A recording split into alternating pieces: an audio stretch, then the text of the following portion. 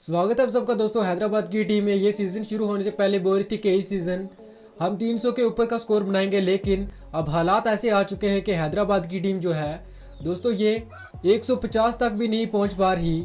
और कुछ लोग तो ये बोल रहे हैं दोस्तों कि हैदराबाद की टीम ये नारा लगा रही थी कि इस सीज़न हम 300 के ऊपर का स्कोर बनाएंगे, लेकिन अब हालात ऐसे आ चुके हैं कि वो पहले गेंदबाजी कर रहे हैं दोस्तों, और उसमें भी वो 200 का टारगेट भी चेज़ नहीं कर पा रहे।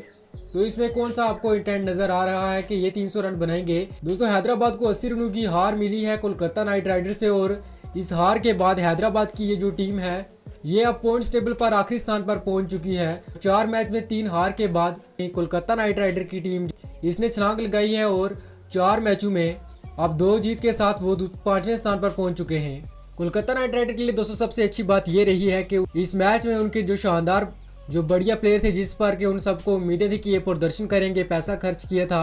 वेंकटेश अय्यर की अगर हम बात करें, रिंकू सिंह की बात करें, ये सब इस मैच में चले और अच्छा खासा प्रदर्शन किया, और जिस मैच में इनसे उम्मीद थी उस मैच में इन्होंने शानदार प्रदर्शन करके दिखाया।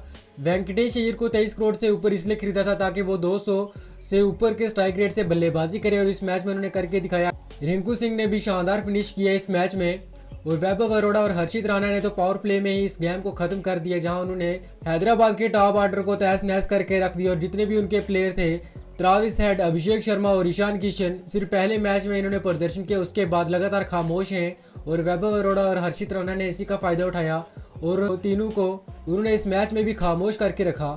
पैट कमिंस एक अच्छे कप्तान हैं दोस्तों, इसमें कुछ शक की बात नहीं, लेकिन अब जिस तरह से इस टूर्नामेंट में उनका माइंड सेट है कि हमें सिर्फ 300 ही बनाना है, शायद ये कहीं ना कहीं उनकी टीम को हिट बैक कर रहा है, क्योंकि उनका माइंड सेट यही है कि 300 बनाना है, 300 बनाना है। लेकिन टीम की परफॉर्मेंस से इसे बहुत ज़्यादा इफेक्ट पड़ रहा है, और बाकी टीमें जो हैं वो फ़ायदा उठा रही हैं इसका।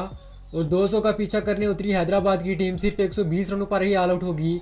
ये बताता है कि कुछ भी सही नहीं है हैदराबाद की टीम के लिए। दोस्तों अगर हम मैच की बात करें तो हैदराबाद ने इस मैच में टॉस जीतकर पहले गेंदबाजी का फैसला लिया, और शुरुआत उनको बढ़िया मिल चुकी थी, जहां मोहम्मद शमी और पैट कमिंस ने उनके दोनों ओपनर को सस्ते में ही पवेलियन भेज दिया। क्विंटन डिकॉक ने जहां 1 रन बनाया, वहीं रैन को भी 12 के स्कोर पर मोहम्मद शमी ने जल्द ही आउट कर दिया। वहीं उसी के बाद जब 16 पर 2 विकेट हो चुके थे कोलकाता नाइट राइडर के, तो अजिंक्य रहाणे और अंकुरिश रघुवंशी ने पारी को संभाला, और इन दोनों के बीच तीसरे विकेट के लिए 81 रनों की पार्टनरशिप हुई दोस्तों, जहां अजिंक्य रहाणे ने आते ही अटैक किया पैट कमिंस और मोहम्मद शमी पर।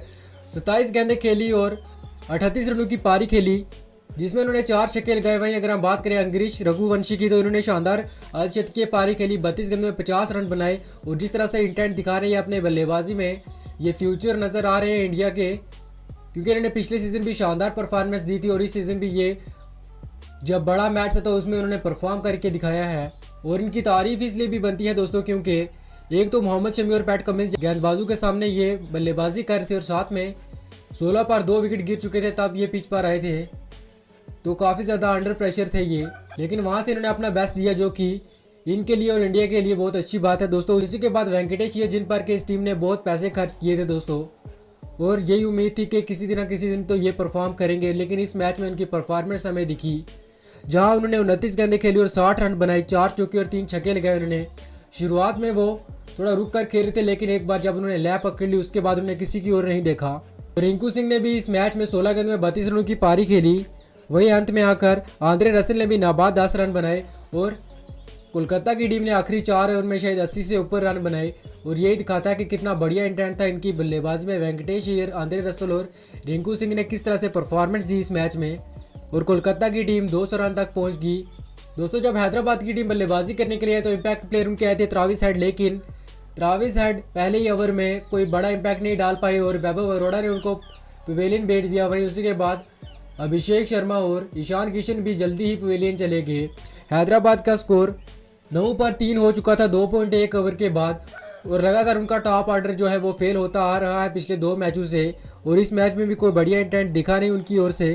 और यही वजह है कि जो हैदराबाद की टीम पावर प्ले में 100 के ऊपर का स्कोर बना लेती है, उन्होंने इस मैच में सिर्फ 29 रन ही बनाए और 3 विकेट खो दिए। हर्षित राणा और वैभव अरोड़ा ने शानदार गेंदबाजी की इस मैच में। मिडिल ऑर्डर भी इस टीम का कुछ बढ़िया नहीं चल पाया। अगर हम देखें तो नीतीश रेड्डी ने भी सिर्फ 19 रन बनाए, वहीं पैट कमिंस ने 15 और क्लासन ने अंत में आकर 21 गेंदों में 33 रनों की पारी खेली। और दोस्तों आसान भी नहीं था होने वाला हैदराबाद के लिए बल्लेबाजी, क्योंकि जहां उनका पावर प्ले में 3 विकेट गिर गए थे। और दोस्तों मिडिल ओवर में तो उनको वरुण चक्रवर्ती और सुनील नारायण को फेस करना था। वो वरुण चक्रवर्ती जो कि इस वक्त अपनी टॉप फॉर्म में है, उन्होंने मिडिल ओवर में आकर 22 रन देकर 3 विकेट झटके।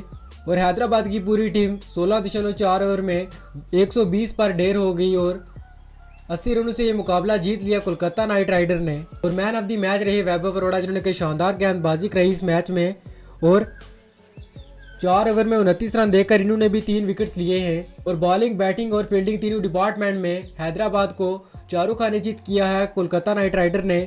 और पॉइंट्स टेबल पर अब वो 5वें स्थान पर आ चुके हैं। 4 मैच खेले कोलकाता नाइट राइडर ने, 2 जीते हैं 2 हारे हैं।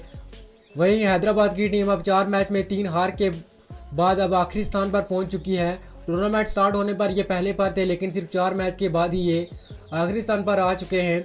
अभी भी इनके पास मौका है अपने इंटेंट को बदलने का, क्योंकि पैट कमिंस ने तो ये बोल दिया है कि बाकी टीमें जब न्यू स्टेडियम पर जाती हैं तो वो देखती हैं कि 150-60 रन बनाए, लेकिन हम ऐसा नहीं देखते। हम ऐसा देखते हैं कि हर स्टेडियम में जाकर 300 से ऊपर रन बनाएं।